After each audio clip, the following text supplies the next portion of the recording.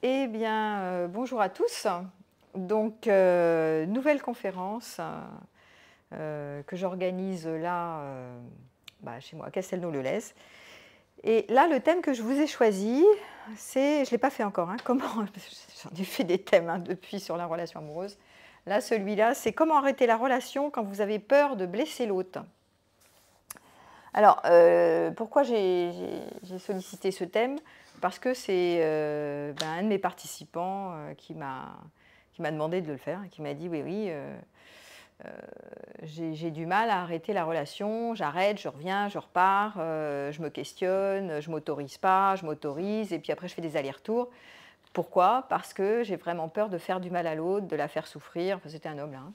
Et je pense qu'elle n'a pas la marge, et donc j'ai tellement de peine que je préfère maintenir la relation et quelque part lui donner cette sécurité, maintenir un certain confort aussi, hein, puisque ça peut être confortable de rester dans une relation pendant longtemps, hein, parce que ça peut être courageux d'oser prendre le risque de la rupture, parce que ça va vers l'inconnu.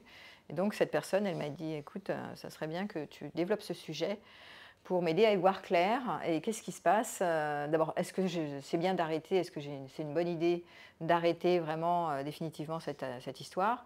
Ou est-ce qu'au contraire, pour éviter de la souffrance inutile, est-ce que c'est mieux de la maintenir pour moi ou pour elle, etc. Et puis, si je décide vraiment d'arrêter, mode d'emploi, comment je m'y prends? Donc, je vais parler un peu de ça. Déjà dans cet exposé, voir comment on peut identifier les mécanismes de la peur de blesser l'autre, pourquoi je suis dans cette intentionnalité qui est j'aimerais partir, et en même temps il y a une partie qui freine, hein. C'est quoi les mécanismes en jeu dans la peur de blesser? Qu'est-ce qui fait que on est motivé aussi, pourquoi on veut partir, hein, qu'est-ce qui motive le départ? Est-ce que c'est des bonnes raisons ou des mauvaises raisons? C'est toujours la question qu'on se pose, hein. Et souvent, celui qui est dans l'intention de partir, soi-disant pour ne pas blesser l'autre, des fois, il se questionne sur ses motivations. Est-ce que j'ai vraiment le plus, le moins, le plus? Est-ce que je vais faire le bon choix, le mauvais choix? Enfin, c'est toujours compliqué, hein. Donc voilà. Et puis je parlerai aussi de la notion de la culpabilité, puisque si j'ai peur de blesser, je me sens coupable, je peux avoir honte d'être une mauvaise personne, de faire du mal. Donc ça parle, c'est aussi un thème de la culpabilité. Donc c'est intéressant aussi de développer c'est quoi cette affaire de culpabilité qui crée des fois des pollutions, hein, internes, psychiques, et qui me plombe, qui te plombe, etc. Donc j'ai envie de développer ce sujet, parce que c'est vrai qu'il n'est pas souvent éclairé, pour que vous puissiez mieux comprendre qu'est-ce qui se joue quand j'ai envie d'arrêter, et quelque part j'y arrive pas, pour la raison que je me donne, qui au départ c'est je ne veux pas le ou la faire souffrir. Donc vous avez vu, c'est un thème altruiste. Donc, oui, qui est concerné par je veux pas, je veux arrêter, mais j'y arrive pas parce que j'ai peur de faire souffrir, c'est forcément des gens qui se déclarent ou qui se veulent empathes, altruistes, généreux, bons, hein, voilà. C'est tout ce type de profil de personnalité, de personnes qui se veulent comme ça en tout cas, et qui ont du mal à poser leurs limites, voilà, parce qu'elles sont penchées sur l'autre et moins penchées sur elles. C'est-à-dire, je fais d'abord passer l'autre avant moi, et j'imagine que l'autre va tellement souffrir, peut-être c'est vrai, peut-être c'est faux, j'en sais rien, mais en tout cas, j'imagine, ou je la vois souffrir, ou je le vois souffrir, et c'est impossible pour moi, ça me stresse tellement de le voir souffrir, ça me met une telle pression que je préfère, je ne sais pas ce que je préfère, mais je préfère arrêter, mais je ne sais pas si je dois arrêter ou pas arrêter, arrêter, pas arrêter. Et donc, ça crée de la tension interne. Et l'autre, ça ne l'aide pas, parce que si vous-même vous êtes en stress en étant indécis, l'autre, vous ne vous positionnez pas, vous savez bien que quand vous ne vous positionnez pas, l'autre ne se positionne pas, et on part dans le flou artistique, hein. Ça n'aide pas, hein. Quand il y en a un qui se positionne de manière plus radicale, en général, ça oblige l'autre à se positionner aussi. C'est-à-dire à soit tourner une page, soit rester, soit tourner une page. Mais quand on est dans le flou comme ça fait monter le stress, c'est le cul entre deux chaises, hein. On ne sait pas où on va, et donc tout le monde stresse là-dedans. Donc probablement, quand on n'arrête pas parce qu'on ne veut pas faire souffrir, ce qui va être provoqué, c'est souvent un renforcement de la souffrance de l'autre. Ça prolonge la souffrance à force d'être comme ça, en mode indécis. Ça fait souffrir tout le monde quelque part. Donc voilà, déjà, petit 1, ça c'est ce que je voulais dire. C'est que peut-être que c'est difficile de faire un choix, mais en même temps, le fait de ne pas en faire et de faire prolonger le non-choix, hein, ne pas choisir, c'est un choix. Donc ça crée de l'incertitude en fait, et ça crée du stress, comme je viens de le dire. Alors, et même parfois, et elle disait même parfois de la toxicité, oui, à force d'être en stress, il y a beaucoup d'adrénaline, il y a beaucoup de cortisol, enfin, on est dans le stress de la relation, on épuise nos défenses, et il y a une partie qui n'arrive pas à lâcher, hein. Je parlerai d'ailleurs, vous faites rappeler que je parlerai de la personne qui soi-disant est celle qui est blessée, hein, qui va être blessée, qui risque de souffrir. Cette personne-là, souvent, est en mode dépendante affective. Souvent, je ne dis pas toujours, mais quand on voit qu'on ne veut pas arrêter parce qu'elle souffre, souvent on se dit, on observe que la personne, elle s'accroche, elle s'agrippe, sinon il n'y a pas de problème, sinon le thème il n'existe même pas, hein. Donc si le thème existe et qu'on est dans des situations comme ça critiques, c'est que la personne s'accroche, qu'elle y trouve son compte sans y trouver son compte, parce qu'il y a quand même de la souffrance. Donc je parlerai aussi des niveaux de dépendance affective, parce qu'il y a des niveaux différents entre toute petite dépendance et puis les grands dépendants qui justement vont souffrir dans la relation. Et quand vous commencez à vouloir arrêter, ils sont en souffrance puisqu'ils sont dépendants. Donc forcément, c'est logique. Bon, je parlerai de ça, je développerai ça, parce que ça fait partie de ma thèse là. Donc, je reprends. Pourquoi je veux partir déjà celui qui dit je veux partir, j'ai envie d'arrêter la relation, mais j'ai peur de la blesser ou de le blesser, c'est déjà, ça fait un moment qu'il tourne dans sa tête en disant mais je veux partir, mais pourquoi je veux partir? Donc pourquoi je veux partir? Ça c'est la première question qu'on peut se poser, hein. Et les personnes qui font ça, elles vont faire souvent en général, ce qu'ils font, c'est des tableaux. Un tableau, les plus et les moins. D'accord? C'est ce qu'on fait tous, hein. Alors, mais on fait tout ça. Donc, et en général, quand on veut partir, c'est qu'on voit qu'il y a plus de moins que de plus sur le futur, sur le long terme. On se dit, oh là, hein, c'est pas bon. Ou alors, on a trouvé une autre personne qui répond plus, et on se dit, avec l'autre, ça sera peut-être mieux qu'avec celui-là que je connais, et celle-là. Et là, il y a plus de moins que de plus. Donc, on est en balance, comme ça, on met en balance le plus, le moins, le plus. Bon. Je suis attachée, certes, j'ai un certain confort, certes, mais là, ça ne va pas, je check, et je décide d'arrêter. Et là, je me dis, mais oui, mais bon, arrêter, peut-être qu'elle va tellement souffrir, que quand même, il ne faut pas que je sois un salaud, enfin bon, une salope, bref. Donc, je fais mon tableau. Alors, ce n'est pas gagné que le tableau, ce soit vraiment une bonne idée pour décider si je quitte ou je ne quitte pas. Parce que le tableau, des fois, c'est confus, ça crée des zones aveugles. Et parfois, ce n'est pas là l'essentiel. Ce n'est pas parce que je fais mais plus, on le sait, hein, quand on vit des relations longue durée, bon, la relation est imparfaite. Il y a toujours des moins. Vous aurez toujours des moins de toute façon dans la relation. Ce qui ne veut pas dire pour autant que ces insatisfactions, ces imperfections ne veulent pas dire pour autant que l'essentiel n'est pas là. Donc c'est pour ça que ces histoires de tableau plus et moins, ces deux colonnes là, parfois ça m'agace parce que ça ne permet pas aux obstacles de la relation de se dépasser. Donc à un moment donné, si vous voulez faire des relations, des CDI au lieu de faire des CDD toutes les 5 minutes, aujourd'hui on est dans l'époque à CDD, il faudrait peut-être s'interroger sur ces histoires de tableaux, et là il y a tellement de moins, bon il y a moins et moins, mais c'est vrai que parfois on peut être aveuglé par les plus et les moins et se dire ouais là maintenant je l'aime plus, donc il y a plus de moins, donc je m'en vais. Voilà. Mais je vais quand même, voilà, mais quand même, si je le fais souffrir, ah là, quand même, alors voilà. Donc c'est pas une bonne raison de rester souvent parce qu'on fait souffrir l'autre. Et là je voudrais interroger cette histoire de peur de blesser.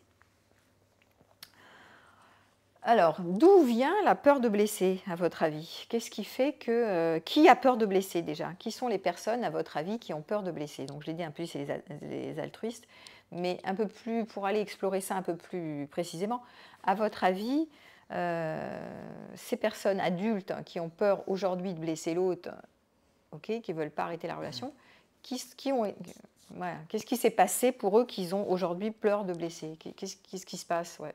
Ils ont déjà été blessés eux-mêmes, peut-être? Voilà, alors il y a cette histoire-là. Souvent, quand on a été pas mal traumatisé, qu'on a eu, soit on a été témoin de violences quand on était enfant, violence conjugale, ou qu'on a nous-mêmes souffert de violences, de non-amour, ouais, qu'on a été imbibé, imprégné de situations douloureuses, en fait, affectives, on n'a pas envie de le faire pour l'autre. On est identifié à la partie souffrante, en fait, à la partie victime. Et donc, on va s'identifier par empathie à la part souffrante de l'enfant blessé de notre partenaire. Et donc, on anticipe que le partenaire n'a pas de marge parce qu'on le voit souffrir ou qu'on imagine qu'il va tellement souffrir et qu'on n'a pas envie de reproduire ce qu'on a vécu par identification empathique. Bon. Donc, souvent, les personnes qui sont devenues altruistes et qui ont peur de blesser l'autre, bien, ils ont vécu trop de souffrance et du coup, ils ne font plus la part des choses quelque part. Hein, c'est une forme, je ne parle pas d'hallucination, mais c'est une imprégnation de cette souffrance. C'est-à-dire, il n'y a plus que la part souffrante vécue qui est projetée sur le partenaire en face, qui fait qu'il ne voit plus que ça. Voilà. Donc du coup, il n'y a plus de lucidité, il n'y a plus de discernement, c'est ça que je voulais dire. Autre possibilité, c'est des enfants qui n'ont pas été protégés quand ils étaient enfants, des adultes qui n'ont pas été protégés petits.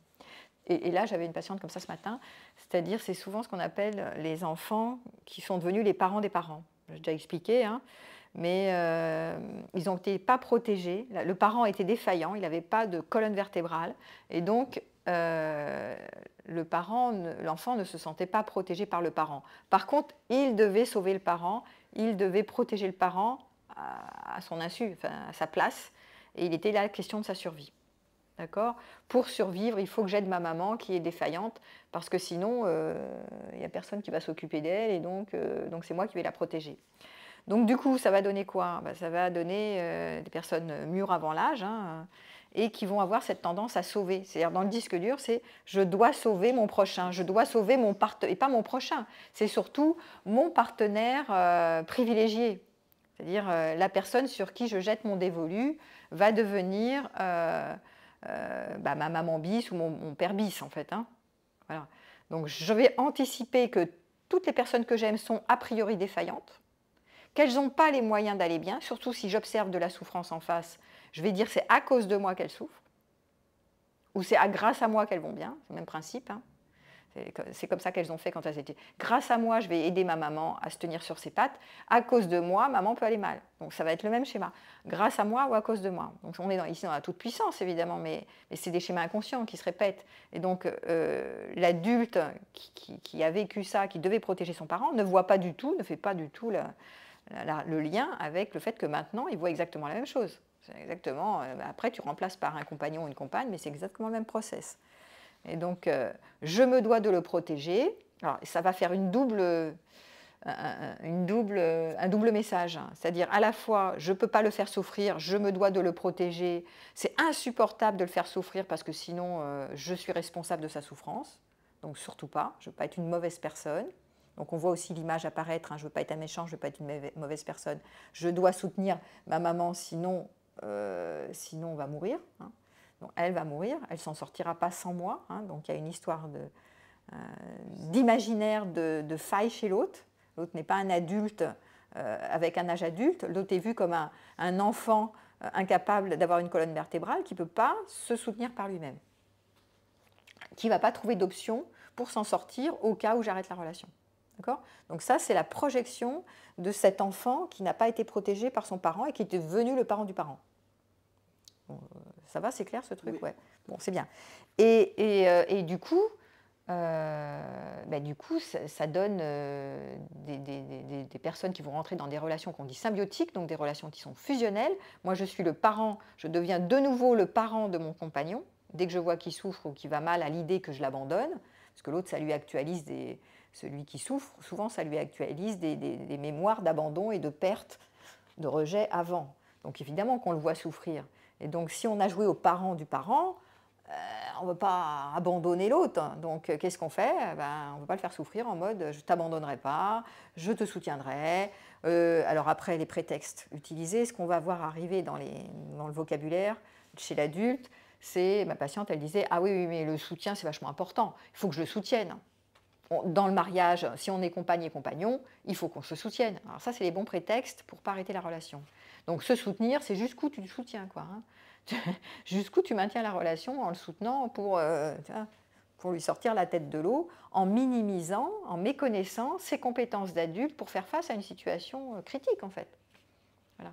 Donc ça, c'est je suis tout responsable, je suis totalement responsable de sa souffrance, je veux le protéger parce que dans la relation, on est censé, amoureuse, on est censé se soutenir l'un l'autre jusqu'à la fin des temps.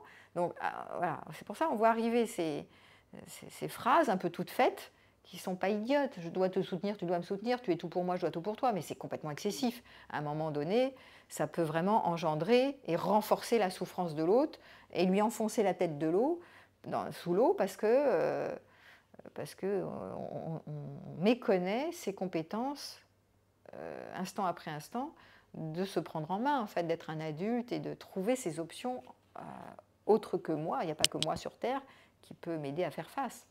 D'accord ?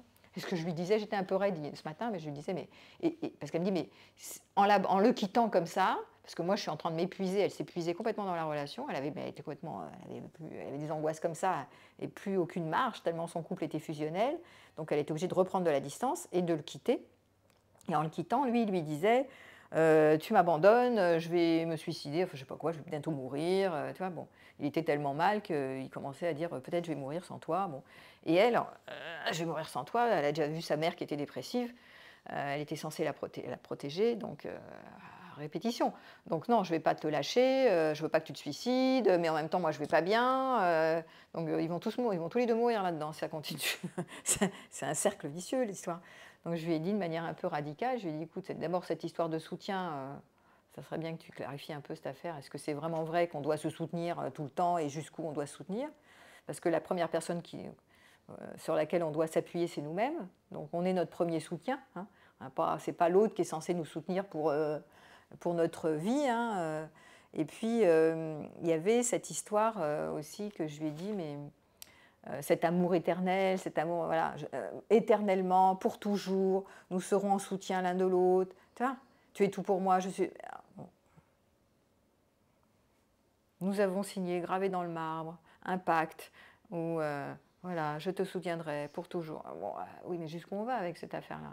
C'est un peu... il y a une croyance derrière aussi, chez elle, c'était je dois le protéger, et dans l'amour compagnon, mariage, machin, compagnon, il doit me protéger. Et donc elle avait aussi cette peur qui est si mon compagnon qui me soutenait tellement ne me soutient plus, je n'aurai plus, elle l'a dit comme ça, je le répète parce que c'est classique chez les femmes, je n'aurai plus d'épaule sur qui me déposer, que vais-je devenir? Voilà, elle s'angoissait. Hein. Qui va me protéger? Alors on est dans la croyance, la femme a besoin d'être protégée par un homme, parce qu'auparavant il n'y avait personne pour la protéger. Évidemment, sa mère, elle ne pouvait pas la protéger, ni son père est absent. Donc oui, pour une fois qu'il y avait un mec qui passait, qui la soutenait, après elle se dit, si moi je ne le protège pas et s'il ne me soutient pas, il n'y a plus personne au monde. C'est important de voir comment après ça agit, que lui, avec ses menaces de suicide, elle était perdue. Elle dit, mais non, mais je ne peux pas le laisser, je ne peux pas l'abandonner. Mais elle était au plus mal. Donc elle étant en plus mal, quand on est au plus mal, on peut rien faire pour l'autre. Hein. On s'enfonce, on enfonce tout le monde. Là. Donc c'est important de voir toutes ces croyances. Petit à petit, je lui ai dit, mais attends, on va décortiquer toutes ces séquences. Mais la croyance, je dois le protéger, parce que si je le protège, il me protège à son tour, mais s'il me protège, je m'en sors bien. Mais non. La seule personne qui est garante de sa sécurité et de sa protection, c'est moi-même. Pourquoi? Parce que si je branche un peu mon adulte aux commandes, dans l'instant, il n'y a que moi qui peux évaluer les risques et les mesures à prendre s'il y a un danger. Je peux appeler le plombier, je peux appeler Claude, je sais pas, je peux faire quelque chose, je peux appeler le médecin, enfin bon, voilà. Il n'y a que moi qui peux savoir, l'autre il ne peut pas savoir pour moi de quoi il retourne pour la protection. Donc ça, c'était cette histoire de, je disais, qui sont les personnes qui ont peur de blesser l'autre, hein, vous vous rappelez le film? Et je disais, c'était souvent des personnes, des adultes, qui, enfants, ont dû protéger leurs parents, ou qui ont été témoins de violence, ou qui ont subi eux-mêmes de la violence. D'accord ? Donc, ils veulent plus jamais, je créerai de la souffrance où il faut des conflits, où il y aura de la violence, où il y aura des ruptures douloureuses, plus jamais de la souffrance. Il y a une espèce voilà, de dogme, de décision qui est malsaine d'ailleurs, hein, parce que plus jamais ça c'est une décision de l'enfant. Hein. Donc je vais décider de mettre de l'harmonie, de la gentillesse, de la bonté. Alors c'est une belle intention, mais parfois c'est pas aidant. Parce que, alors vous allez me dire pourquoi c'est pas aidant dans cet exemple que j'ai donné, mais dans d'autres exemples, pourquoi est-ce que c'est pas aidant de vouloir toujours jouer à la bonne personne, quoi qu'il arrive, coûte que coûte? En quoi c'est pas aidant? Et notamment dans cet exemple-là, où l'autre il est en train de dire « Ah mais tu m'abandonnes, je ne vais pas m'en sortir ». Est-ce qu'on est un adulte responsable? Est-ce qu'on est sûr de se respecter? Ben voilà. Donc c'est ça. Donc oui, c'est ça. Pour cette raison-là, qui est dans ces cas critiques où elle perd toute son énergie et sa substance en voulant sauver l'autre. On est dans le rôle du sauveur ici. Alors à ce moment-là, ben, je ne permets pas à l'autre de se sentir responsable de lui-même et de se créer sa propre colonne vertébrale. Je l'empêche même d'être autonome. Mais bien souvent, voilà, ça arrive après une galère, une mésentente, et on n'a pas construit, on n'a pas cette expérience d'être seul, responsable, adulte. Voilà, c'est ça. Donc c'est pour ça que je pointe vers cet endroit d'autonomie, hein, qui est chacun est responsable de se protéger pour sa vie. Donc de se créer sa propre colonne vertébrale, sa propre structure interne, qui est la première personne, la première priorité, la première personne sur qui je peux m'appuyer, c'est moi-même. Et ça ne veut pas dire que je ne vais pas créer du lien et demander de l'aide. Si j'ai besoin, je demande de l'aide. Mais il n'y a que moi qui peux savoir ce qui ne va pas pour moi, ce qui est bon pour moi, ce qui est mauvais pour moi, ce qui est dangereux pour moi. Il n'y a que moi qui peux évaluer le danger. Je n'ai pas besoin de faire toc-toc à mon compagnon pour lui demander « Est-ce que tu trouves que ça c'est dangereux ?» Je peux lui poser la question, il peut me donner un conseil, mais il n'y a que moi qui sais en fait. Voilà. Donc ça c'est vraiment un retournement, hein, je prends la responsabilité de la protection de ma vie. Ça n'empêche pas de créer du lien avec les autres et de demander des conseils ou demander de l'aide à un tel et un tel, parce qu'on est interdépendants. Mais le fait de recréer, d'être dans des relations qu'on dit symbiotiques, c'est une relation extrêmement fusionnelle. Symbiotique, c'est parent-enfant. Hein. Il y en a un qui est pris en charge par l'autre. Bon. Et c'est ce qu'on appelle les relations dites enchevêtrées, qui ne sont pas très saines. Donc, je termine sur qui sont les personnes qui ont peur de blesser. C'est aussi, moi je l'ai vu aussi pour moi, et on me l'a dit aussi hier dans une autre patiente qui me disait « Oui, mais je vois tout le potentiel chez cette personne. Je ne vais pas l'abandonner. » Tu vois ? Donc j'ai envie de la faire croître. Donc j'ai envie d'arrêter parce que bon, il y a plein de points qui font que je vois bien que cette relation, elle ne peut pas aller très loin. Et en même temps, je vois où ça me fait souffrir, où je vois que cette relation est souffrante pour moi, donc j'ai envie d'arrêter aussi. Mais je vois tellement son potentiel que j'ai envie de révéler son potentiel. Je suis là, ma mission, c'est de révéler les potentiels. Donc, mais je suis avec quelqu'un qui est hyper torturé. Mais quand je vois tout son potentiel et le potentiel de la relation, il y a peut-être, on peut changer. Alors là, on est dans, peut-être ça changera. L'espoir que ça change, l'espoir qu'il change, l'espoir que ça s'élève, l'espoir que... Voilà. Et alors, en général, ces trucs d'espoir, je le dis tout le temps, le fait d'avoir l'espoir que ça va changer, qu'il va changer, que nous allons changer, que tout. Alors ça fout dans la merde, mais alors c'est pas possible ce truc. S'il y a un truc, non mais ça c'est vrai, un truc, à un moment donné, alors les allers-retours comme ça, avec l'espoir que ça va changer, et que le rêve du projet couple idéal, enfin celui dont j'ai rêvé, va peut-être prendre forme, parce que pour l'instant ça l'est pas, mais c'est bientôt prêt, et peut-être ça va... Et, voilà. Et on va y arriver, et on va y arriver, et on retrouve ses manches, et on est persévérant. Et moi je vais y arriver, parce que grâce à moi, je sais qu'il a du potentiel, et que c'est bon. Voilà. Vous voyez l'histoire ? Bon, voilà. Donc ça c'est aussi, ça fait partie des profils des gens qui ne veulent pas blesser l'autre ou qui ne veulent pas l'abandonner parce qu'ils croient, il y a une espèce de croyance dans l'élévation, Je vais révéler la beauté, bon, une espèce de truc un peu absolu là. Tu es tellement beau que je peux te soutenir, je peux te faire croire, enfin des trucs comme ça. Voilà. Bon. C'est un peu, vous voyez, c'est un peu, c'est un peu souvent un peu dire. Alors, qui est derrière ça? Qui construit ça? En général, quand on construit, je vois tout au potentiel, ça va changer, j'ai l'espoir que, c'est vers moi, hein, c'est pour en profiter. Parce que quelque part, cette relation, si elle change et qu'elle amène du bon dans le futur, alors je vais être comblée. Alors nous vivrons enfin le bonheur. Alors, donc ça va me profiter quand même. Hein. Ce n'est pas juste pour te révéler ton potentiel. Hein. C'est parce que moi, quelque part, je vais être une bonne personne. Je suis quelqu'un, j'y suis arrivée. Je suis quelqu'un qui est dans une posture haute. Grâce à moi, tu es mieux, tu vas bien. Hein, je peux te sortir de tes abîmes. Donc ça me colle une bonne image quand même, il faut voir hein, derrière le profit. Parce qu'il y a toujours quelque chose de j'utilise l'autre quelque part. Hein. Même si je le fais, je suis l'altruiste, je suis gentil, je révèle le potentiel, mais quelque part j'ai un retour sur investissement, il faut le voir. Hein. Donc le retour, c'est que moi je prends une bonne note sur mon image, je prends... voilà, oui c'est ça, je me prends un plus sur mon image de marque. Donc c'est important de voir. Et puis j'imagine que plus tard, si la relation va être bonne, eh ben, je vais en profiter, ça va être super, ça va être top, tout ira bien. Alors, donc cet espoir, c'est la faille, c'est le danger. C'est pour ça que les gens n'arrêtent pas leur relation, surtout quand elle est souffrante, parce qu'ils créent, ils investissent l'espoir. Et l'espoir, c'est l'enfant qui a vécu dans des moments dramatiques, qui a créé l'espoir que le parent, par exemple là dans l'exemple, maman, si je la protège, si je la soutiens, alors j'ai l'espoir qu'elle change, qu'elle devienne une maman qui se tienne sur ses pattes, grâce à moi.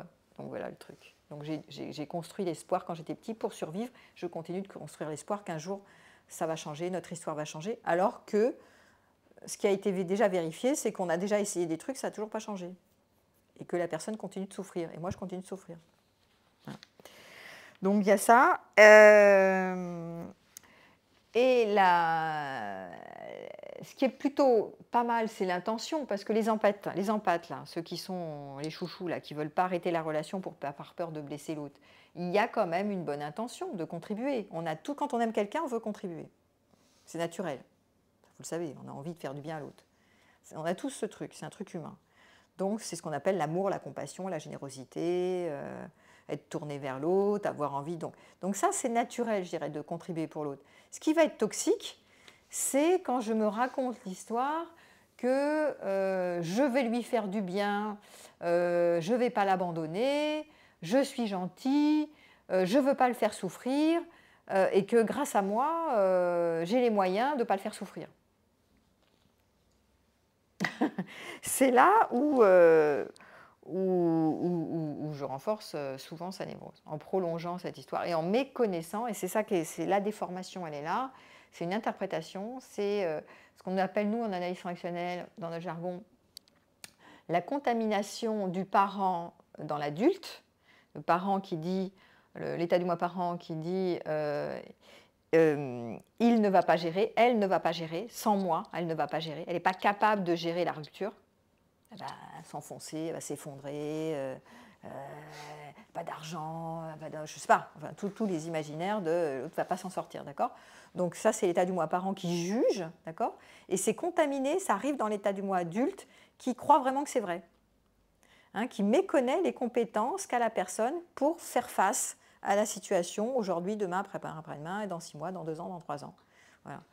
Comme si c'est identifié comme étant maintenant et pour toujours, elle ne va pas s'en sortir. Donc je méconnais ses compétences de pouvoir gérer, de gérer la rupture et de trouver ses ressources. Donc je ne suis pas en contact avec la réalité quand je fais ça. Hein. Et je ne le laisse pas être un grand. Je ne laisse pas être une grande personne. Je le considère comme une petite personne, comme un enfant, immature, incapable de se prendre en main. Donc ça, c'est important de voir ce fonctionnement qui, intentionnellement, est plutôt sympathique. Je suis gentil, voilà. Et après, ça peut faire des dégâts. Vouloir être gentil, c'est une posture. C'est une posture haute. Je fais partie des camps des gentils, je ne ferai pas partie du camp des méchants. Donc c'est une posture noble, on va dire. Hein.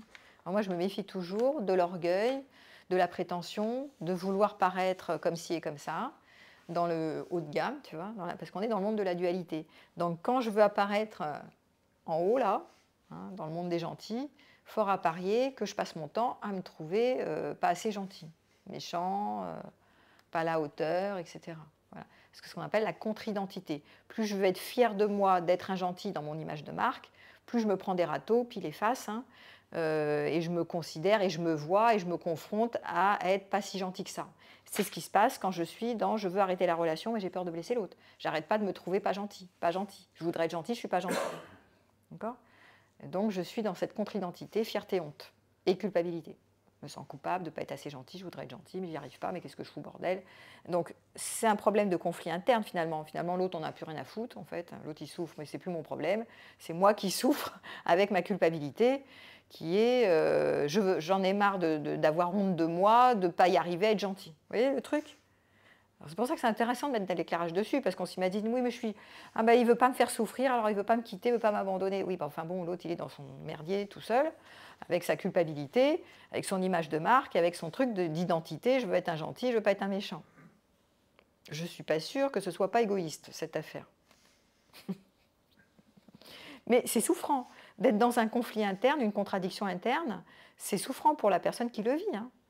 Alors c'est souffrant pour celui-là qui joue au petit, mais c'est souffrant aussi pour celui qui se rend indispensable et qui joue au sauveur. Hein, parce que avoir peur de blesser l'autre, c'est souvent des sauveurs. Hein. Donc sauver, c'est pas aider. Je le dis, je le redis, je le redis. Sauver quelqu'un, ce n'est jamais aider quelqu'un. Il y a eu 50-50. Je fais 50% du chemin et tu fais 50%. Donc là, on est sauver, c'est faire plus de 50%. D'accord ? Donc on méconnaît là, les compétences. On se prend pour le grand, en fait. Hein. Donc, on se prend pour le parent, en fait. Voilà. C'est ça qui est malsain. Voilà. Donc, être empathe, c'est bien, mais ça a ses limites. Et si je me mets la pression pour être un empathe, fort à parier que je vais faire des dégâts. Je n'ai pas à me mettre la pression pour être empathique. Hein. Alors après, je voudrais quand même pointer, parce que sinon j'ai oublié, je vous avais dit, les niveaux de dépendance. Parce que là, j'ai parlé pour les niveaux de dépendance affective légère. Pour celui qui... là, c'est comment arrêter la relation parce que je ne veux pas blesser l'autre. L'autre, le partenaire avec qui je suis, peut être un dépendant affectif. En général, c'est ce qui se passe, c'est ce que j'ai dit. Hein. Quand j'ai envie d'arrêter une relation pour laquelle je m'étais investie un tant soit peu, et que je vois que la personne souffre, souvent elle souffre parce qu'elle ne veut pas me lâcher. Pourquoi elle ne veut pas me lâcher ? Parce qu'elle est un tantinet dépendante. D'accord ? Elle s'accroche parce que je suis soit synonyme de sécurité pour elle, soit parce que il y a eu des moments hyper maous, intenses, hyper attachants, hyper fusionnels, et qu'elle s'est accrochée à la fusion. C'est-à-dire elle s'est agrippée en croyant que la fusion c'était pour tout le temps, agrippée au bon moment, donc elle m'a rendu indispensable à sa vie. D'accord ? Il m'a rendu indispensable à sa vie. Donc ça, c'est les problèmes des gens qui deviennent accros et dépendants affectifs. Et il y a des niveaux de dépendance affective. Parce que là, je parlais de, ok, quand l'autre est responsable, je vous ai dit, chacun est responsable de sa souffrance, et voilà, je souffre parce que je m'accroche à quelqu'un, et en même temps, je suis assez grand, même s'il finit par me lâcher, je vais prendre sur moi, je vais voir un thérapeute, je vais parler aux copines, je vais faire des activités sportives, machin, tout ça, je vais remonter sur mon bateau et je vais m'en sortir, je vais me libérer de cette affaire, je vais passer à autre chose à un moment donné, je vais souffrir mais je vais passer à autre chose parce que je suis un grand et je veux me remettre en contact avec mes ressources, d'accord ? Ça c'est pour les petits dépendants affectifs. Il y a des personnes qui sont sur un niveau de dépendance affective high level. Quand je dis high level, le tableau clinique du dépendant affectif, c'est qu'il ne peut pas réussir à lâcher le lien. Ça fait partie du tableau clinique. Donc il peut tomber malade, se bouffer des anxiolytiques, être en dépression, être complètement asphyxié par la relation, somatisé, etc. Il ne peut pas lâcher la relation. C'est ça le dépendant affectif, je ne peux pas lâcher. L'autre me fait souffrir, je vois qu'il n'est pas bien, il n'est pas sain pour moi, puisque je suis malade. Si je bouffe des anxiolytiques, c'est que je ne suis pas tellement heureux, hein, sinon j'en bouffe pas. Hein. Donc je vois que je ne suis pas bien, je vois que j'ai des troubles du sommeil, des troubles du comportement, que je suis envahie, que je suis hyper mal. Mais il y a quand même des bons moments, parce que les gens ne sont pas maso, il y a quand même des bons moments dans la relation, où je me remémore les bons moments. Donc ça veut dire que si je me remémore les bons moments, les moments extraordinaires que j'ai passés avec, je me fais des shoots à la dopamine maintenant en me remémorant les moments où j'ai été attachée, les souvenirs nobles. D'accord ? Et la dopamine, c'est une drogue. Donc pourquoi les dépendants affectifs sont dépendants affectifs ? Parce qu'ils se shootent à la dopamine en se remémorant des bons souvenirs et en idéalisant ce partenaire et en ayant du mal à distinguer tous les moments où ils souffrent jusqu'à bouffer des anxiolytiques, par exemple. Voilà. Donc c'est important de le voir parce que c'est addictif, la relation. Et les gros dépendants affectifs sont addicts à la relation, addicts chimiquement par cette histoire de dopamine, d'ocytocine, ce qui a créé le lien de l'attachement, et aussi addicts à l'intensité, à l'adrénaline, du stress aussi, avec les chauds et froids. Il y a des bons moments et des moments désespérants, et des bons moments et des moments désespérants. Et donc ça crée aussi une addiction à l'intensité avec l'adrénaline. Donc c'est pour ça que les dépendants affectifs, chimiquement, sont dépendants affectifs. La relation amoureuse, c'est une drogue, pour certains. Voilà. Donc dans le tableau clinique du dépendant, il souffre, mais il ne peut pas arrêter. Et c'est ça qui est problématique. Donc effectivement, quand celui qui a peur de blesser l'autre, qui dit « je veux partir », mais si je le lâche, putain, là il ne dort plus la nuit, il se bouffe des anxiolytiques à cause de moi, je vais quand même pas le mettre encore plus dans la merde, tu vois. Donc restons pour lui sauver la vie. Peut-être qu'en restant, ça va l'aider. Alors est-ce que vous croyez que ça marche cette affaire ? Avant que ce soit le docteur. Oui, mais en même temps, c'est important parce que le truc de la responsabilité qui est, je mets un bémol là-dessus, tu es responsable de ta souffrance. Si c'est vraiment si nul que ça, arrête. Tu vois, tu es responsable, je suis responsable. Moi, si je reste avec toi, c'est qu'il y a quand même, parce que celui qui veut arrêter mais qui n'arrête pas, par peur de blesser l'autre, il peut avoir aussi des moments chouettes avec, tu vois, parce que sinon, si vraiment il n'y a rien de bien, il se barre. Mais s'il y a quand même des bons moments, il utilise aussi, on utilise toujours l'autre, donc c'est quand même, on a envie de rester avec, par confort, par sécurité, par finance, par bon moment, par je ne sais pas quoi. L'autre répond quand même à certains de nos besoins. Donc il ne le lâche pas non plus. Mais souvent, les personnes qui sont avec des gros dépendants affectifs, ils se disent, mais bon, attends, ils souffrent, mais attends, mais il y a moyen d'arrêter, je ne mets pas le truc sur fusil sur la tête, là. Donc elle est responsable, si vraiment elle ne va pas, elle n'a qu'à arrêter la relation. Non, les dépendants affectifs sont incapables d'arrêter, ça fait partie du tableau clinique. Les gens qui sont très dépendants ne peuvent pas arrêter, justement, c'est une drogue. C'est comme les alcooliques, tu leur dis, bon, alors, vous êtes alcoolique, vous êtes responsable d'arrêter, là, arrêtez.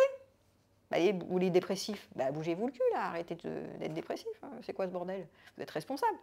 Oui, non, ça fait partie du tableau clinique. Donc ce qui est important de voir quand il y a vraiment des gens avec qui vous êtes qui sont très dépendants, c'est de voir que vous contribuez en les rendant là, pour ces cas-là, ce n'était pas ce que je disais tout à l'heure, mais pour certains cas de figure, vous contribuez à alimenter leur souffrance en croyant qu'ils sont responsables et qu'ils peuvent arrêter. Ceux-là ne peuvent pas arrêter, malheureusement.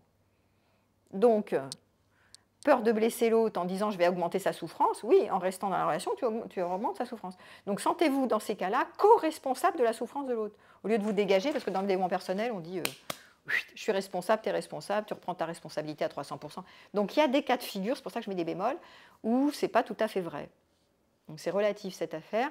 Donc regardez jusqu'où vous ne maintenez pas la souffrance de l'autre en minimisant sa capacité d'adulte, c'est-à-dire son cerveau, son néocortex, d'être rebranché, c'est le problème des dépendants affectifs, ils n'ont plus d'aptitude au raisonnement.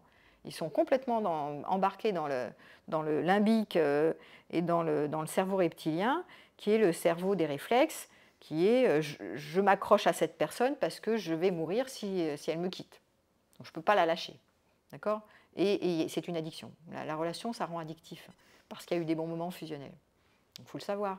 Donc du coup, voilà, comment arrêter une relation quand on a peur de blesser l'autre ? Parfois, c'est mieux, si on a plus de marge et qu'on souffre moins que l'autre, de dire, bon, là, j'arrête parce que là, je ne contribue pas à son bien-être. Et je ne veux pas voir ma part de responsabilité, surtout. Voilà. Mais dans la plupart des cas, c'est vrai que c'est important aussi de ne pas méconnaître les compétences d'adulte qu'a la personne pour s'en sortir. Comme le cas de ma patiente ce matin, donc c'est au cas par cas. On ne peut pas dire que voilà, c'est vrai pour tout le monde. La personne est responsable en général, mais il y a des cas cliniques où elle est incapable d'être responsable d'elle-même, puisqu'elle n'a plus d'adulte aux commandes. C'est bien le problème. Donc voilà, donc c'est important de voir les différents niveaux de souffrance parce qu'on les évalue mal. Et puis autre chose aussi que je voulais pointer, c'est le ghosting. Hein, le ghosting, c'est j'ai pas envie de me confronter parce que là on était dans je me confronte à l'autre, je discute avec l'autre et je lui donne les motivations de ma rupture. Alors, je lui ai dit ce pourquoi je m'en vais, je vois que tu souffres, mais je discute quand même avec toi. Je me barre pas en mode bon, bah, je te donne aucune info. Ça fait un petit moment que ça traîne dans ma tête que là, il y a plus de moins que de plus. Moi, je me casse. Mais je joue le lâche, hein, c'est la lâcheté. Je ne me confronte pas à toi parce que, comme ça, en ne te disant pas grand-chose de mes motivations de la rupture, bon, ça va te faire souffrir peut-être, mais en même temps, comme ça, je vais éviter de te faire souffrir puisque je ne vais pas me confronter à toi. Je ne le saurais pas, quoi. Tu te débrouilles. Genre, débrouille-toi tout seul sans moi, je ne veux pas le savoir, je fais l'autruche. Hein, c'est un peu ça, ça c'est le ghosting. Donc c'est pour éviter de me sentir coupable, parce que je me sens coupable, de te lâcher et de te faire souffrir. Donc j'ai pas envie d'avoir affaire à ça, à ce bordel. Je préfère lâcher l'affaire et que tu te débrouilles tout seul. Voilà, alors là, comment organiser la souffrance de l'autre? Vous faites des machins comme ça.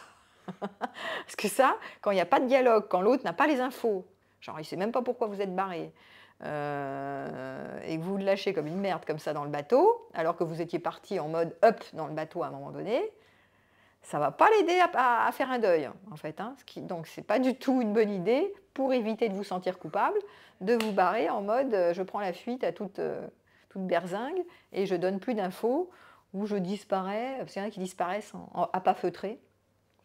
C'est le même truc. Je donne une info, oh oui, ma chérie, oui, au téléphone, ou je donne une info comme ça, mais bon, j'en dis pas plus, à prendre ou à laisser. Donc l'autre, elle se retrouve avec l'info. Je n'ai toujours pas compris pourquoi il m'a quitté.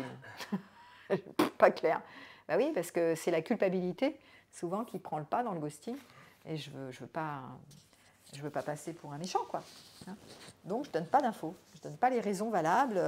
J'ai tellement peur de te faire du mal, où les raisons sont tellement, elles sont tellement pas intéressantes ces raisons que je préfère ne rien te dire. Ah, comme ça, je serais pas. C'est terrible ça.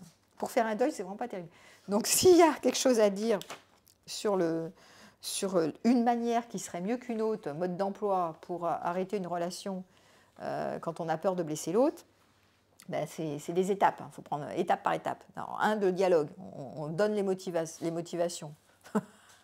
C'est-à-dire, essayons d'être honnêtes. Voilà, hein, honnêteté, on essaye déjà, j'ai dit, de voir un peu clair quels sont les motifs de cette rupture, qu'est-ce qui fait que ça ne passe plus et que soit je suis en souffrance, soit je te vois souffrir, soit on n'a pas les mêmes valeurs, soit c'était chouette à un moment donné, là ça ne l'est plus, c'est trop pourri.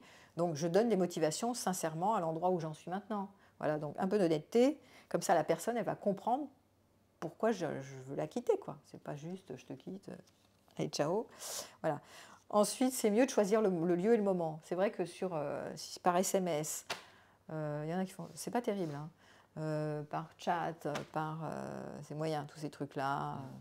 Donc choisir un lieu et un moment, ou pas pendant une crise, là, on s'engueule et hop, je te claque la porte et plus jamais je te vois. Non.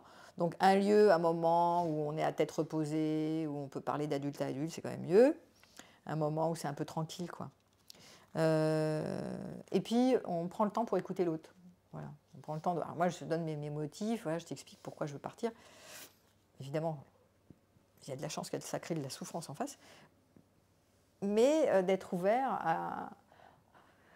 à ce que l'autre va dire, quoi. Qu'est-ce qu'elle va répondre, de laisser de la place à la manière de digérer l'info. Bon, après, elle va redigérer, oui, il va redigérer l'info, mais voilà. De pouvoir être en pâte, ça veut dire je ne suis pas l'autre, mais je peux quand même comprendre ou laisser de la place à sa tristesse ou au fait qu'elle se sente heurtée, blessée, voire à sa colère. Parce que la personne, elle peut être en colère, hein, et c'est tout à fait légitime, et ce n'est pas un problème. Puisque les deux réponses, quand on se sent... Les réponses de survie, quand on se sent mal, c'est fuite ou attaque. Donc, soit je suis figée, je suis tellement asphyxiée par l'annonce de la rupture, hein, soit je suis figée, soit j'ai envie de fuir, soit je t'attaque. Mais c'est des réponses qui sont normales, en fait, donc ne vous inquiétez pas. C'est pas que vous blessez l'autre, ça fait partie des réponses de l'autre. C'est normal que ça apparaisse à l'instant T. Voilà. Donc, et quand vous, le mieux pour pas faire souffrir l'autre, c'est de parler de vous, c'est pas parler sur l'autre. Donc parler en mode jeu. Moi, je vis ça comme ça. Moi, je me sens vraiment malheureux dans cette relation. Moi, j'ai l'impression qu'on ne pourra pas aller loin. Moi, c'est vous, c'est votre expérience, c'est vos émotions, c'est vos opinions. Ne parlez pas sur l'autre. Ça, c'est vraiment un conseil que je vous donne. Hein. Alors là, vous avez gravé votre cas hein, en accusant l'autre. Non, mais c'est vrai. Et puis après, vous lui donnez un petit espace pour voir, après la conversation, voilà, pour la respecter son... Voilà, mode d'emploi, comment au mieux annoncer une rupture, générer une rupture quand l'autre est en souffrance. Mais on ne peut pas éviter la souffrance quand on est dans un deuil, dans une rupture. Hein. Ça, c'est juste pas possible. Hein. Sauf si tout le monde n'en a rien à foutre. Non, sauf effectivement les cas, mais là, on n'est pas dans ce contexte, puisque là, je fais une conférence sur comment arrêter la relation quand l'autre souffre. Mais si tout le monde est content, si on n'était pas très amoureux, qu'on est des sex friends, il n'y a pas... Il n'y a pas de problème avec ça, tout le monde il est beau, tout le monde est gentil. Voilà. Est-ce que vous avez des questions à poser? Ce serait bien que vous ayez des commentaires, des idées, des réactions sur ce sujet de la peur de blesser. C'était juste pour continuer en fait là, à cet instant, et après la rupture, il faut laisser une distance, il faut couper la relation. Comment elle se coupe. Ah oui, est-ce que c'est radical voilà, ou est-ce que je continue de générer du lien? ça. Et là, tu parles pour lequel? Pour celui qui veut arrêter la relation? Oui. Ou ouais, pour celui qui a envie d'arrêter et qui dit « Oh là là, je vais la faire souffrir » ou « Je vais le faire souffrir ». Je pense effectivement qu'il y a deux cas de figure. Il y a le cas où... c'est ce que j'ai un peu cité. Il y a le cas où la personne peut quand même se rendre responsable de gérer son taux de souffrance. Si pour elle, ça devient une relation toxique et qu'elle le clarifie, encore faut-il le clarifier, c'est pas gagné. Hein. En quoi cette relation m'est-elle toxique? Elle est plus malsaine que saine. En général, c'est pour ça qu'on appelle les thérapeutes, c'est parce qu'on ne voit pas clair. Moi, je l'ai fait aussi. Hein. Je fais du déni. J'ai dit mais non, mais finalement, c'est pas si mal que ça. Il y a plein de choses bonnes dans cette relation. Ouais, attends, ma chère Vicky, ça allait pas. Là, c'est... il y a des choses qu'il faut clarifier. Donc, si vraiment je clarifie pour moi ce qui est toxique dans cette relation et que ça me prend de l'énergie, ça me pompe de l'énergie, plus que ça m'en donne, alors à ce moment-là, je suis responsable d'arrêter, moi, définitivement, pour arrêter de souffrir dans cette relation. Mais l'autre va pas, c'est pas à lui d'arrêter à ma place. Tu vois, il ne peut pas le faire à ma place. Ça, c'est pour les nouveaux de souffrance, pas trop grave. D'accord ? Pour les cas des dépendants affectifs mouse costauds, je l'ai dit, ils ne peuvent pas arrêter. Ils sont accros. Donc oui, là, quand tu vois que tu as affaire à quelqu'un qui est grave dépendant affectif et qui commence à somatiser, qui a des troubles de partout et qui voit qu'il s'accroche à toi et qui se met plus bactère avec une espèce... Parce que ça va avec une dévaluation de soi, ça. Hein. Et je me trouve nulle, et toi, je t'idéalise, et je te rends indispensable à ma vie, etc. Donc là, quand tu as tous ces signaux qui apparaissent, peut-être que c'est à moi de couper, parce qu'il ne le fera pas, elle ne le fera pas. Elle en est incapable. À ce moment-là, hein, ça ne veut pas dire que plus tard, après, va s'en remettre, et il va s'en remettre, etc. Il va piger des trucs. Après coup, quand on sort du tunnel, dans ce type d'expérience, on apprend des choses sur nous, sur notre fonctionnement, sur ce type de relation toxique, pourquoi on a été jusqu'au bout de ce type de relation, etc. Mais au moment où la personne elle est dans les choux, elle ne voit rien. Donc peut-être que si toi, tu évalues qu'elle n'a pas les moyens d'arrêter le lien, vous êtes co-responsable. Donc, je pense que c'est important d'évaluer. Alors là, je ne peux pas dire, c'est au cas par cas. Donc, et si la personne ne peut pas arrêter, c'est que dans son histoire, c'est le mendiant d'amour. Ce que tu lui donnes répare quelque chose quand même de son enfance, mais pas suffisamment. Puis tu n'es pas là pour tout réparer. Mais il y a quelque chose qui fait qu'elle ne peut pas lâcher, quoi. C'est extrêmement chimique, on n'imagine pas, mais c'est vraiment cette chimie de l'amour, de la fusion, ça crée une addiction. il y a l'intensité, il y a l'amour charnel, il y a surtout, voilà, si la sexualité est bien, a été bonne et tout, ça crée une addiction. C'est terrible. Ouais, ces histoires peuvent être dramatiques. Donc voilà, est-ce que ça doit être radical ou pas radical? Et c'est aussi à la personne de s'interroger ou de se faire aider en thérapie par quelqu'un avec qui elle a, ou plusieurs thérapeutes pour clarifier et voir jusqu'où je me mets pas, si j'arrive pas à arrêter, jusqu'où je crois que cette relation est bonne pour moi, alors que je vois pertinemment dans les faits que ça ne me rend pas heureux, ça ne m'épanouit pas, ça me met du stress en fait. Donc jusqu'où je fais du déni sur ce qui me correspond et ce qui ne me correspond pas. C'est des phénomènes assez complexes et on n'imagine pas combien la part biologique prend le pas sur la part réfléchie, analytique, tu vois. Ben oui, parce que les personnes en souffrance ont très peu de capacité d'analyser, de faire un pas de côté. Elles sont prises dans leur conditionnement de répétition de schémas d'enfants qu'elles n'identifient pas. Comme ce matin, j'ai protégé ma maman, il faut que je protège cet homme et il faut qu'il me protège. Enfin, un truc, là, ça se répétait à donf, donc t'es mal parti. Et c'est pas simple, quoi, d'identifier ça. Déjà, on le voit, déjà, moi qui suis psy, j'ai du mal à le voir pour moi. Alors, t'imagines que quand tu l'es pas, je te dis pas que ça patauge complet, quoi. C'est compliqué. Mais c'est possible de le faire. Donc de vous faire aider dans des cas de figure où vous voyez que vous n'y arrivez pas tout seul, quoi. C'est normal de se faire aider. Voilà. Après, les bonnes copines, les bons copains, souvent si vous commencez à dire oui, mais j'arrive pas à quitter ce partenaire, je souffre, ben, ils vont vous dire qu'est-ce que tu fous, arrête, c'est quoi ce bordel, tu vois. Donc après, ils vous écoutent, ils vous croient plus, quoi. Quand tu fais une fois, deux fois, si tu n'arrêtes pas, c'est ton problème. Et si c'est toi qui génère de la souffrance, et tu dis bah oui il souffre mais quand même je vais pas le faire souffrir donc je reste par confort parce que je veux pas le blesser, parce que si je le blesse je suis méchant et puis bon elle est tellement gentille, il est tellement gentil, on peut pas lui faire un truc comme ça. Regardez jusqu'où c'est vrai, jusqu'où vous renforcez pas ça, vous aggravez pas son cas. Est-ce que c'est vraiment vrai? Parce que quand on est dans je ne veux pas, j'ai peur de blesser l'autre, j'ai peur de la blesser en ne la quittant pas, c'est j'ai peur de me blesser en ne la quittant pas ou en ne le quittant pas. C'est moi qui me blesse. Il faut renverser la phrase. C'est pas l'autre que je... C'est important de voir. J'ai peur de la faire souffrir en ne la quittant pas. J'ai peur de me faire souffrir en ne la quittant pas. On renverse le truc et on va voir.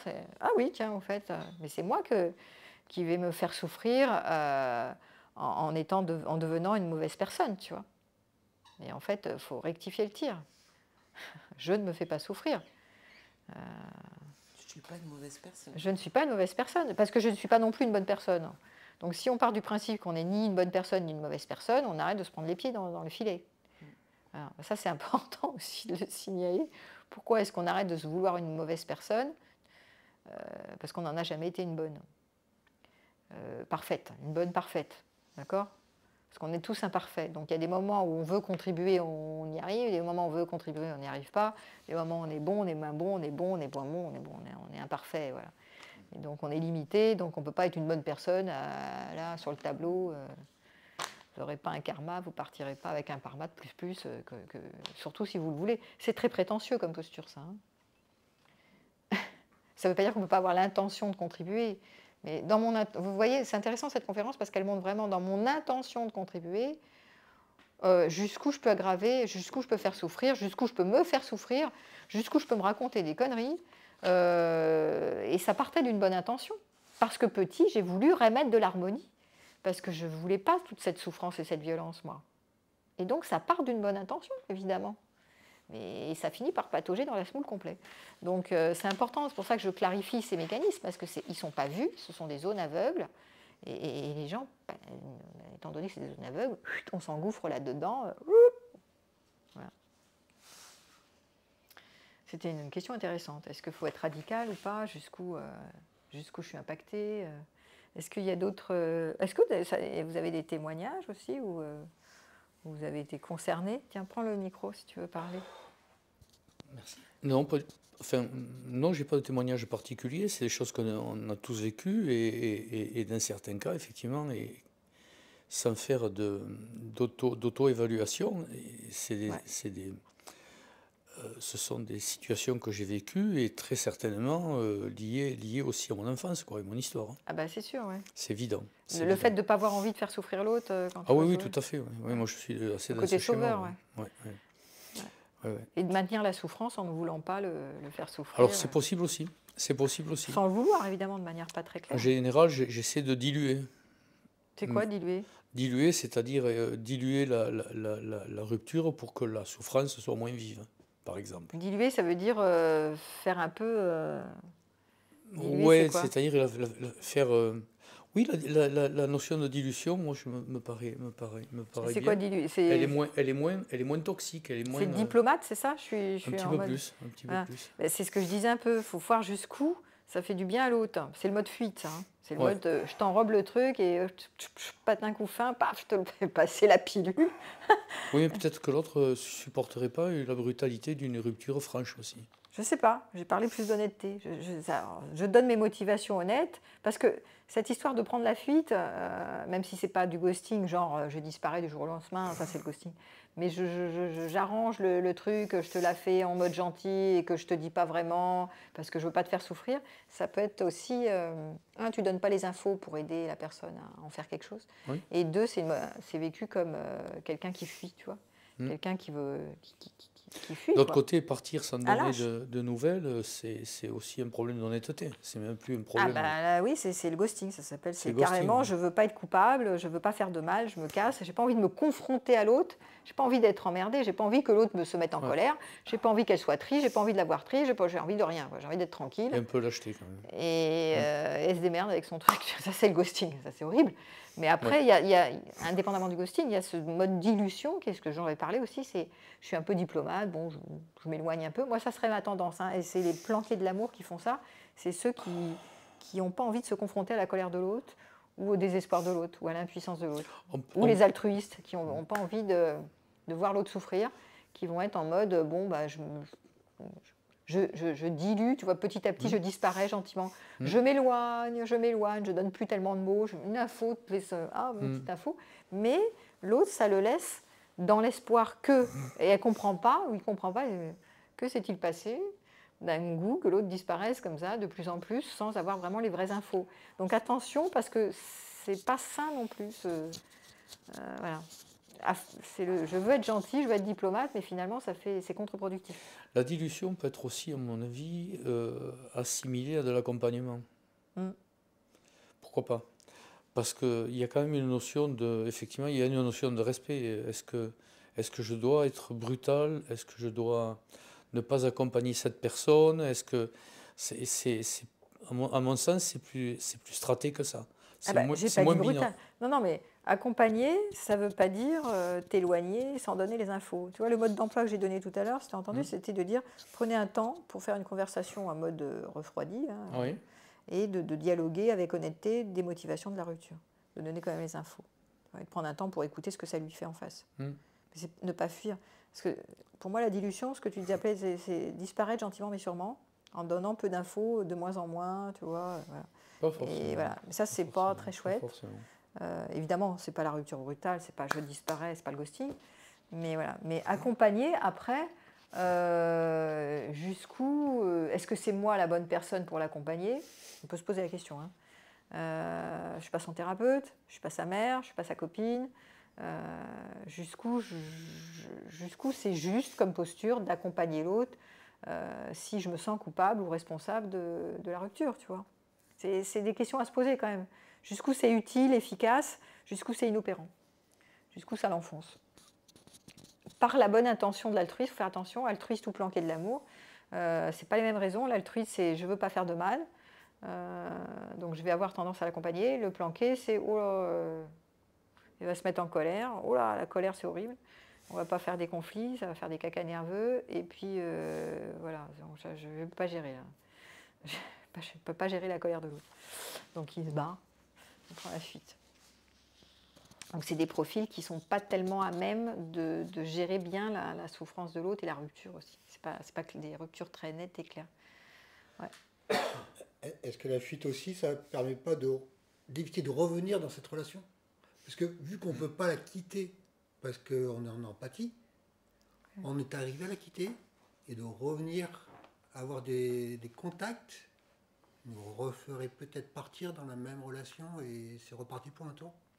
Là, tu parles de quelqu'un qui a décidé d'arrêter, c'est ça? Et qui retourne?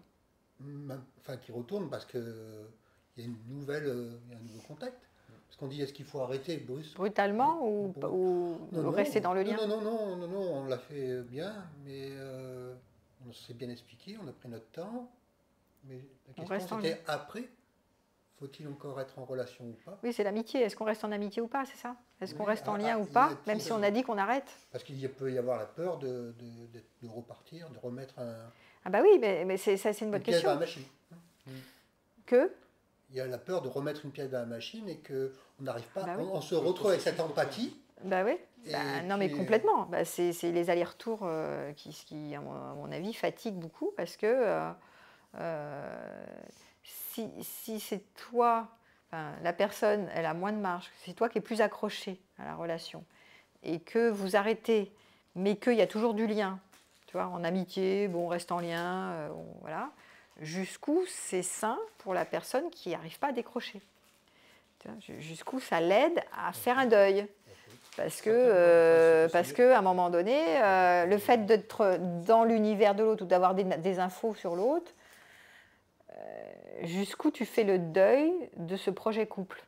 Parce que souvent, ce qui est difficile, c'est le projet couple. On avait projeté une histoire ensemble. Et donc, le fait de rester dans le lien, même amical, est-ce que ce n'est pas une manière de continuer l'espoir que notre projet couple va repartir?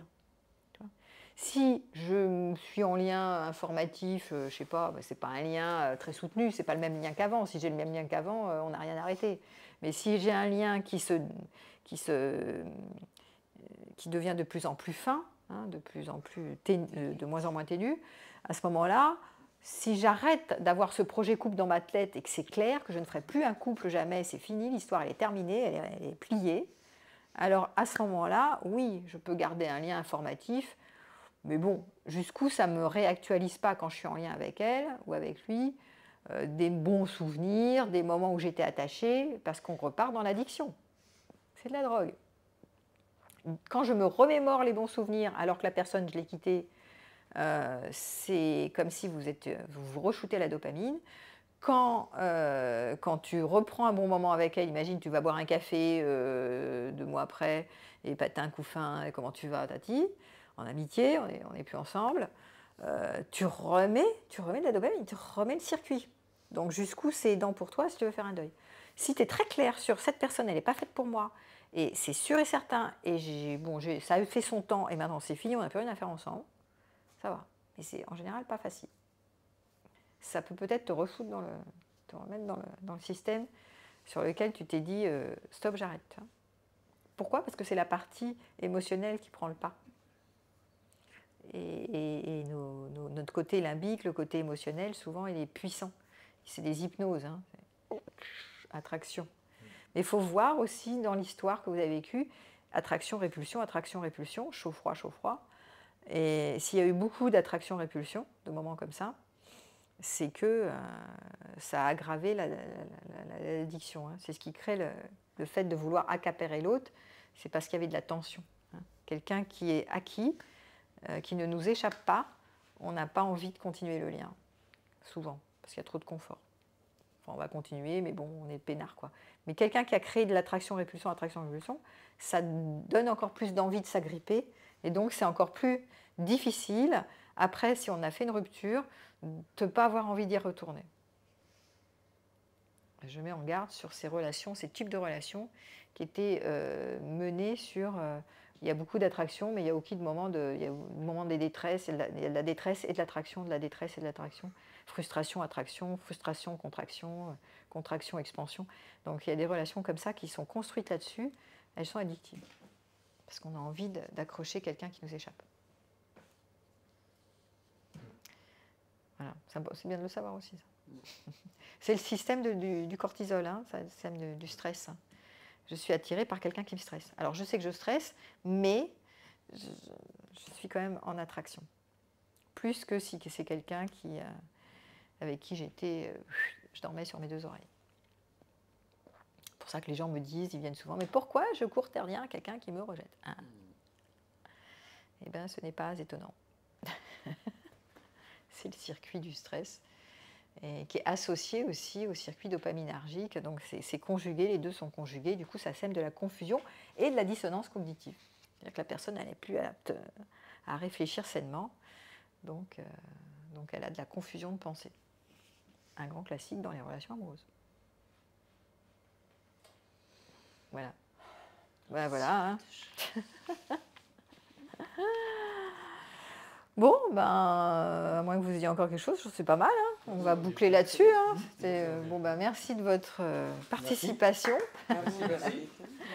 Et puis, une prochaine.